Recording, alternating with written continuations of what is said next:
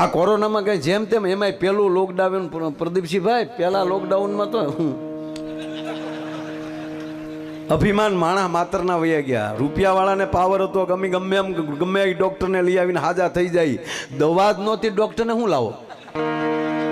આ મારા હાથે બ્લેક હોલ આપી દીધો. હાવ વર્ષો પહેલા મારા તમારા ભજનોના ગાનારા પાઠમાં બહેનારા જૂની વાણીમાં દેવાત પંડિતની વાણીમાં એમ કહેતા કે સુના નગર અને સુની શેરીઓ સુના હશે રાજને દરબાર. ત્યારે મારું આપણને એમ થતું હતું બધું સૂનું થઈ જાય એટલે શું હશે, પણ મારા નાથે આપણી ઉપર કૃપા કરી આપણને જ દેખાડ્યું.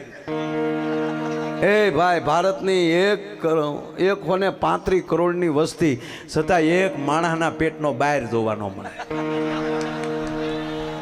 હા, જેને સમજતા હતા માણા હતા એ કોઈ બહાર નહોતા. હા, જે ચંદ્ર ઉપર જવાની વાતો કરતા હતા એ શેરીમાં નહોતા નીકળી શકતા. અને ભલભલાને પાવર હતો કે અમે 5 ભાઈઓ છીએ અને અમે આમ કરી નાખીએ ને તેમ કરી નાખીએ. એ ભાઈઓના ખબર કાઢવા માટે હોસ્પિટલમાં ન જઈએ ક્યાં સાહેબ માણસ. અને આપણે પાવર કરીએ આપણે કોણ છીએ એમ? અરે છોડો, આ બધાય માલે આપણે પસાર થઈ ગયા છીએ આ 2 વર્ષમાં. પેલું લોકડાઉન તો હાવ હજળ હતું, હાવ હજળ. એ અમારા કલાકારોના નિહાકા લાગ્યા. અમે કલાકારો ફાકા મારતા હતા, પાવર કરતા હતા અમે કલાકારો કે મિત્રો અમે અમારો પરિવાર છોડીને તમારી વચ્ચે આવીએ છીએ. ભગવાન કે 2 વર્ષ મારા દીકરાઓ પરિવારમાં જ રહ્યો. હાલો, તબલા બેન્જો બધું બેન મંજીરા તો હાવ ખીલ્યે મૂકી દીધા હતા. મારે ધીરે ધીરે તમને ક્યાં લઈ જાવે જુઓ તમે. આજ નહીં, આ બધા આપણે બેઠા હતા, તમને બધાને ખબર તો છે ને આમાં ગયા હતા ઘરે ને ઘરે. પેલું લોકડાઉન તો હા આમ જ ત્યાં.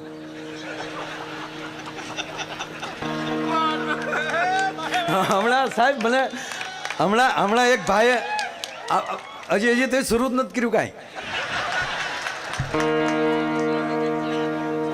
એક ભાઈ મને મળ્યા, મેં કીધું કેમ રહ્યું આ લોકડાઉનમાં? મને કે મારા ભાઈ ખરેખર બહુ મજા આવી. લગ્ન થી 25 વર્ષ થઈ ગયેલા એ ભાઈ વાત કરે છો. ખરેખર માયાભાઈ બહુ મજા આવી. અને સાવ સાચું કહું, બોલો ને. મને કે એટલો બધો બીજી રહેતો હતો. મને 25 વર્ષે લોકડાઉનમાં ખબર પડી તમારા ભાભીને નાક પાસે નાનો એવો કાળો તલ છે. નિરખીન જોવાના મોકા નહોતા, એને બદલે હામ જોયા જ કર્યા પડ્યા.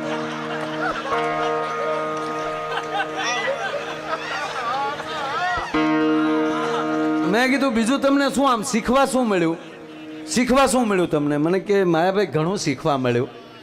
લોકડાઉનમાં આપણને ઘણું શીખવા મળ્યું. શું મળ્યું?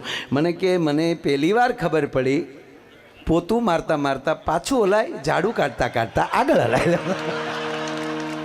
અમુક એવા પોઠિયા તૈયાર થઈ ગયા ભાઈ.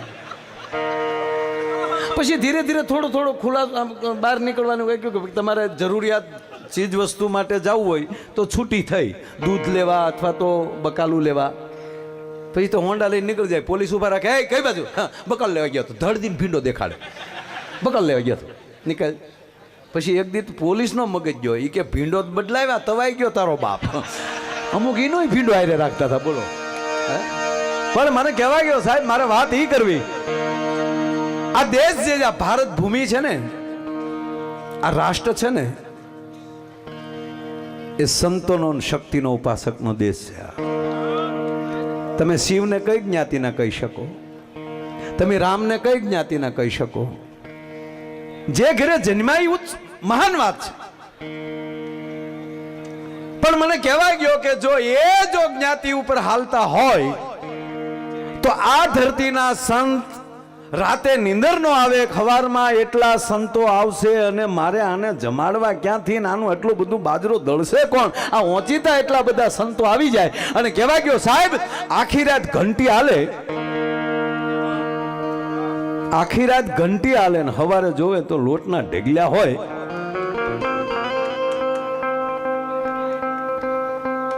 દ્વારકાથી દ્વારકાધીશને, અને એટલું નહીં, એકલા દ્વારકાધીશ નહીં, હારે જો રાધાને દળવા ધક્કો થતો હોય આ ભૂમિમાં, અને ઈ રાધાનું ઝાંઝર અહીંયા પડ્યું રે, ભગવતી રાધાનું એક પગનું ઝાંઝર પડ્યું રે, એની ઉપરથી આ ભૂમિનું નામ ઝાંઝરકા પડે, આનાથી બીજો પુરાવો તમારે કયો જોવે? અને મને તો ઈ થાય છે કે આપણને બધાને આ આભડ શેઠને રસ્તે ચડાવ્યા કોને એને ગોતું કીધું. બિલકુલ તમને સારું લગાડવા નથી કે તો ઇતિહાસને સાથે લઈને ચાલવા માંગુ છું. તમે કોના તમારથી કોણ અભડાતું હતું? આ રૂપકમાં ચોટાડ્યા કોણે? કા આઝાદી આવી ત્યારે જે તે પક્ષને તમારી સાથે એને રાખવા થા એને કઈક ઉંબાડિયા કર્યા છે? મુગલોએ તો કર્યું જ છે. મને ઘણીવાર સાહેબ હું કોઈ રૂડું નથી, પણ તમારું રૂપ, તમારું ગુણ અને આપણા તમારા વડીલો જે હોકો પીતા અને જુનાગઢી જબો ઠાઠમાઠ જે રહેતા હતા, એ તમારા જીમ્સની કઈક પરંપરા, એ ઉજળિયાત કોમને જ્યારે મુગલોએ કન્વર્ટ કરવા માટે તમને દાદાગીરીથી એમ કહેવાય, અથવા તો એવું કીધું કે તમારી સ્ત્રીઓ અમને સોંપો, આ ખુલ્લું બોલું સાજ, અને તેથી એને માથા આપ્યા પણ એને ઝૂક્યા નહીં. અને એટલું નહીં, ત્યારે કીધું કે તો આને ગામની બહાર રાખો, આની પાસે મેલા ઉપડાવરાવો, એનું પગલું ન પડવું જોઈએ, એની પાછળ એમ કહેવાય ખણિયું બંધાવો. એ કોને બંધાવ્યું? એને. અને મને ઈ કહેવા ગયો સાહેબ, આપણા વડીલોએ ઈ પણ સહન કર્યું કે ભલે એમ કરો પણ અમે હિન્દુસ્તાની છીએ અને જે ધર્મમાં બેઠા છીએ એમાં પરિવર્તન નહીં થાય અમારામાં. અને આજ ઈ વડવાનો માણસ, ઈ પરંપરાનો માણસ બીજા ધર્મમાં જાતો હોય ને ત્યારે અમને ઇતિહાસકારોને રોવું આવે છે કે હાય હાય હાય, આ માણસને શું થયું કે આજ ઈ ક્રિશ્ચન થવા નીકળી ગયો. એનો દાખલો દઉં તમને. જો આવું હોત તો પ્રભાસ પાટણમાં એક હરિજનનો દીકરો પ્રભાસ પાટણ થી નીકળે, માને કહીને માં હું કામે જાઉં છું, આ સત્ય ઘટનાની વાત કરું. કોક દી મેઘાણીને વાંચજો, સૌરાષ્ટ્રની રસધારું વાંચજો. ન્યાલી નીકળે, રસ્તામાં એક ગામ આવે, ગામને જાપે ઈ પોરો ખાવા પાણી પીવા માટે પનહારી બેનુને કહે છે બેન મને પાણી પાવ. પાણી આમ ગાગર ઘડો જે કોઈ માલિક હીચ્યો અને પાણી પાવા જાય છે ત્યારે બેન એમ પૂછે છે કે ભાઈ તમારું કયું ગામ? હાય હાય હાય કે બેન હું પ્રભાસ પાટણ થી આવું છું. અહીંયા આવ્યા છો? કે ના, વણકર છું અને મારે થોડું કામ છે ને એટલે બાજુના ગામમાં આગળ જાઉં છું. આવું જ્યાં કીધું એટલે પાણીહારી બેને અને બીજી પાણીહારી બે બેનું એ હામાં દાંત કાઢ્યા. દાંત નહીં, મોઢા મરકાવ્યા. મરકાવામાં મરહ હતો. જ્યાં મરહનું હાસ્ય જોયું એટલે ઓલી બેન અટકી ગઈ. એટલે ઓલા ભાઈએ પણ કીધું કે બેન મારે પાણી નથી પીવું. કે કેમ ભાઈ, તમને કઈ ખોટું લાગ્યું? તાક ના, તમે દાંત શેના કાઢ્યા એ મને કહો, તમારા હાસ્યમાં કઈક મર્મ છે. થાકે ના એવું નથી. ના ના ના ના, થાક તો સાંભળીજો ભાઈ, બીજું કાંઈ નહીં, પણ તમે એમ કીધું કે હું અહીંયા નથી આવ્યો, મારે બાજુના ગામમાં જવું છે. અમારે એમ કે તમે રૂપાળી બાના મામેરિયા હશો. સાહેબ તમે ઇતિહાસ તો ખોલો કોક દી. અમારે એમ કે તમે રૂપાળી બાના મામેરિયા હશો. અને ત્યારે એને કીધું કે બેનબા માફ કરજો, હજી મને ચોખવટ નથી થઈ, મને સેજ ખુલાસો કરો.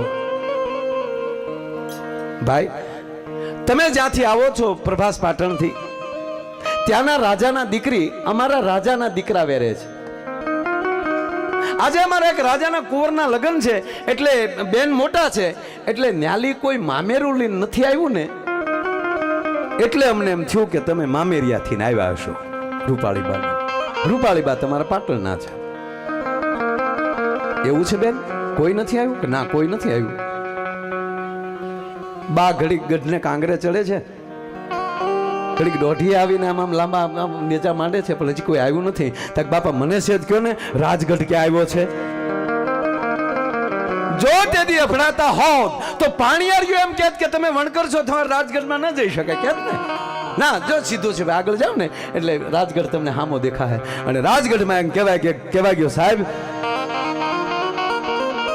છડાપ છડાપ છડાપ ડગલા માંડી અને રાજ કચેરીમાં આવીને કીધું એક નામદારને મારા પ્રણામ. ક્યાંથી આવો છો ભા? પાટણથી આવું છું.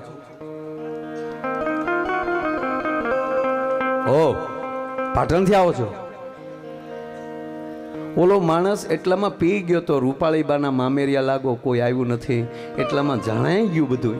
આ કોઠા હોજ મને મારા મહારાજાએ મોકલ્યા છે. રૂપાળીબાનો મામેરિયો થઈને મોકલ્યો છે મને. ઓ તમે મામેરિયાથી ને આવો છો? અડધા તો ઓરડામાં બેઠેલી જગદંબા રૂપાળીબાઈએ ખમકારા કર્યા. ખમા મારા વીરા તને લાખ દિવાળીઓ, ખમા મારા વીરા તને કરોડ દિવાળીઓ. મામેરામાં શું લાવ્યા છો? કે તમારા હિમાળિયા એમાં ઇતિહાસમાં બે ગામના નામ લખ્યા છે અને હાલમાં એ પરિવાર એનો ભોગવટો ભોગવે છે. તમારા સીમાડિયા બે ગામ અમારા રાજાએ અમારા બેનબાના મામેરામાં આપ્યા છે. તક કઈ લખાણ કે અમારા મહારાજાને ઈ ખબર નહોતી કે ઈ રાજાને માણસની જીભાન કરતા સબરખીમાં વધારે ભરોસો હશે. અને એટલું કઈ જેથી સાપ વધારવા માટે જેથી બા આવ્યા અને તેથી સાહેબ હરિજનના દીકરાના દુખણા લઈને એટલું જો અભડાતા હોત તો સાહેબ ત્યાં દુખણા લેવા ન જાતા. કોણે નક્કી કરી દીધું માણાથી માણા અભડાય? એટલું કઈ નહીં. માણા પાછો ફરી ગયા અને પોતાના ઘરે ગયા. પોતાના ઘરે જઈને એના બુઢી માં બેઠી તેને કીધું કે માં આવી રીતનું કરીને આવ્યો છું, હવે રાજા જીવાડે કે મારે? અને તેથી બુઢી માને ભરોસો હતો દીકરા તું એકવાર તો આપણા રાજાની કચેરીમાં જા પાટણપતિ પાસે. અને કહેવા ગયો સાહેબ એ જાય છે મહારાજા પાસેની કચેરીમાં. બાપુ આપને પૂછ્યા વગર પણ બેનબાનું મેણું સહન ન કરી શક્યો એટલે બે બેન ઈશ્વરિયું ને ટીમરિયું આ બે ગામ બેનના કાપડામાં દઈને આવ્યો છું, મામેરામાં દઈને આવ્યો છું. તેથી પાટણ પ્રભાસ પાટણના રાજા ઉભા થઈને એટલું કીધું કે મારા બાપ તું જો એને બે ગામ દઈને આવ્યો હોત તો હું તને હાથીની જમીન હું તને આપું છું, તે અમારી આબરૂ રાખી. અને એટલું નહીં કોકની બોડીદરના ઝાપામાં જાઓ સાહેબ કોઈ પણ ઇતિહાસ એવો નથી કે એમાં કોઈ પણ સમાજનું એક યોગદાન ન હોય. ભીમડા રખેહરની વાત લઈ લ્યો તમે. વાલબાઈ વડારાણી પાહેલી હુંડલો માથે લઈ લે અને પછી કટાર ખાઈને પોતાનું આળખું પૂરું કરી નાખે તો કહેવાય ગયો ઉગાતા દેવાય બોદર અને ભીમડા રખેહર ત્રણેયના મૃત્યુના સ્થાન અલગ અલગ છે પણ આજની તારીખમાં સાહેબ ત્રણેયના પાળિયા એક આર્ય છે. જો આભળ શેઠ હોય ને મારા બાપ તો તેથી પાળિયા ભેગા ન રાખ્યા હોય.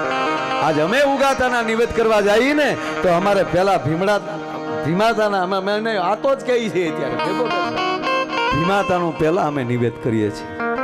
આ કાંઈ હતું જ નહીં. મારે આમાં તમને 150 દાખલા દઈ શકું છું. ચાલો મિત્રો આમાંથી બહાર આવીએ. હકીકત છે મારા જિલ્લાના અહીંયા બેઠા છે બધા મિત્રો, મારા જિલ્લામાંથી આવેલા. હું રૂડું નથી લગાડતો પણ મારી આજુબાજુના ગામડા જેટલા અમારા ભગુડાની આજુબાજુના ગામના છે મિત્રો સાહેબ અમે તમારી જિંદગીમાં કોઈ દી એવું નથી રાખ્યું.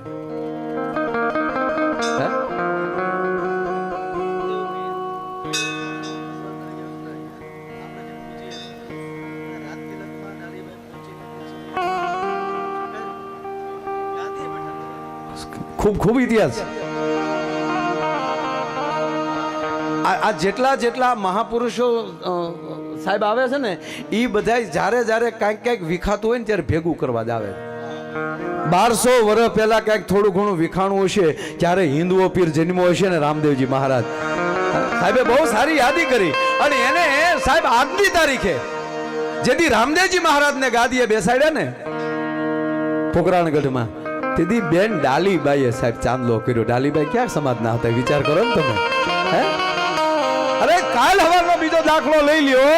ઢેલડી નગર એટલે હાલનું મોરબી. ખીમડીયો કોટવાળ કોણ? દાળલબે કોણ? અને જીવોજી ઠાકોર પોતે એમ કે ખીમડા કોટવાળ બાપ આજથી તું મારો ગુરુ ને હું તારો શેલો, કારણ કે હું બહુ ઊંધું સમજ્યો હતો. આવા કયેક રજવાડા એટલું નહીં આય નાગબાઈ માં જેદી હેમાળો ગાળવા માટે નીકળે ચારણ જગદંબા અને જેદી ગાડામાં ગામનો હરિજન ભેગો બેહી જાય માં મને લેતા જાઓ. અરે દીકરા તારે નો હોવાય કે નહીં માં મને નો લેતા જાવ ને તો હું અહીંથી હવે એક ડગલું આગળ ભરું તો મને સોગંદ છે સાહેબ. આજની તારીખે મોણિયા નાગબાઈ માના દર્શન કરવા જાવ ને તો પેલા એના દર્શન કરવા પડે છે. હરિજનનો દીકરો અહીંયા સમાધિ લઈને બેઠો કોઈ જગ્યાએ આવા અનેક દાખલા છે. આ મૂળ કર્યું કોને? હવની રીતે હવને જમાવવીથી ને એને કર્યું. અત્યારે નથી ઘણા વિડીયો મૂકી દેતા અમે આમ છે ને અમે તેમ છીએ. આવા સમાજ વિશે જે વિડીયો બનાવીને એને સાંભળવાના જ નહીં. એને આપણે એની સઠીમાં ઓળખતા ન હોય. આ હકીકત કહું તમને. અરે હું એમ કહું આંબેડકર સાહેબ ને 140 જ્ઞાતિ પૂછતી હતી. 140 જ્ઞાતિ બક્ષી પંથમાં આવે પણ આપણે અવડું મોટું કરી નાખ્યું ને પછી આપણે એકના જ રહ્યા બાકી મૂકી દીધા. શું કામ? આપણે ધરાર ઓલું કર્યું ખોટું. એને કલ્યાણ તો આ બક્ષી પંથમાં જેટલી જ્ઞાતિ છે એ બધાયના છે નહીં. એની કરતા એ ન કહીએ કે આખા ભારતના છે. સરદાર વલ્લભભાઈ પટેલ, મહાત્મા ગાંધી બાપુ અને આ ભીમરાવ આંબેડકર સાહેબ આ ત્રણેયને કોણ એમ ના કહીએ કે આખા રાષ્ટ્રના નથી. એણે એવું સરસ લખ્યું કે હું સ્ટ્રીટ લાઇટ હેઠે ભણતો હતો. મને સ્કૂલમાં ભણવા જવા નહોતું મળતું. એ શું કામ લખ્યું ખબર? વિરોધ કરવા નહોતું લખ્યું. એણે એ કીધું કે હું આવી રીતે ભણ્યો તોય તે લંડન ભણી આવ્યો અને અત્યારે તમારી પાસે બધી સુવિધા છે ને તમે કેમ હજી ફીફા ખાંડો છો? આ હાટું એને લખવું પડ્યું હતું. બાકી તો અમને ક્યાં નિહાળમાં જવા માંડ? નિહાળું જ નહોતી ક્યાં મને ભણવા જવું કયો મને? હું હરામ બરોબર હું 4 ચોપડી ભણ્યો ત્યાં સુધી નિહાળમાં જગ્યા નહોતી. લ્યો નિહાળું જ નહોતી યાર. ઘરે લાઇટું જ નહોતી. મારે 84માં લાઇટ આવી મારી ઘરે. તો મારા બાપા તો એમ જ લખે ને કે અમે દીવાને અંજવાળે શહેરમાં જતા સ્ટ્રીટ લાઇટ હેઠે વાંચવા, કારણ કે ગામમાં જ લાઇટ નહોતી. સદવિચાર કરીને જે માણા હાલે ને એના માટે મોટામાં મોટી વાત છે સાહેબ.